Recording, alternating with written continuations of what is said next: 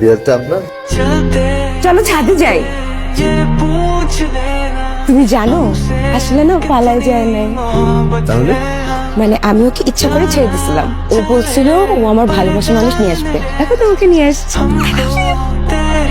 তুমি কিছু মনে করো না বাবা, অ্যাক্সিডেন্টের পর না ও কেমন যেন হয়ে গেছে। আমি জানুকে না ডেকে খাবো না বলছি তো, আসবে। দেরি করছো কেন তুমি? আচ্ছা শুনো, আমি আম্মুকে একটু পরে একটা প্রপোজাল দিব, তুমি খালি বলবা মা শুনো, আমি তোকে একটা কথা বলতে চাই। সেটা হচ্ছে আমি শ্যামল প্ল্যান করছি যে আমরা দুজন বিয়ে করব। আমরা না আগামী সপ্তাহে কানাডাতে চলে যাচ্ছি। ওখানে নাকি জুইদের মতো পেশেন্টদের অনেক ভালো চিকিৎসার ব্যবস্থা আছে। আন্টি কখন আসছো তুমি? আমাকে জানাওনি কেন? মা, তোমার সাথে যেন কে দেখা করতে আসছে। আন্টি কেমন আছেন?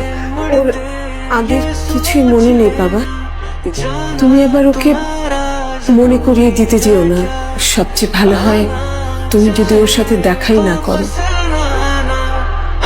মামা মন খারাপ কেন? আমাকে চিনতে পারেনি, এখন ও সুস্থ হয়ে গেছে তো আগের স্মৃতি সব ভুলে গেছে। কেমন প্রেমিক তুমি, এত ভালোবাসতে পারলা, ভালোবাসার কথাটা বলতে পারলো না। আমিও তো আমার ভালোবাসার অধিকার নিয়ে তোমার পাশে ছিলাম। সকালে নাস্তা করি নাই, খাওয়া দেবা না? तुमसे मोहब्बत है।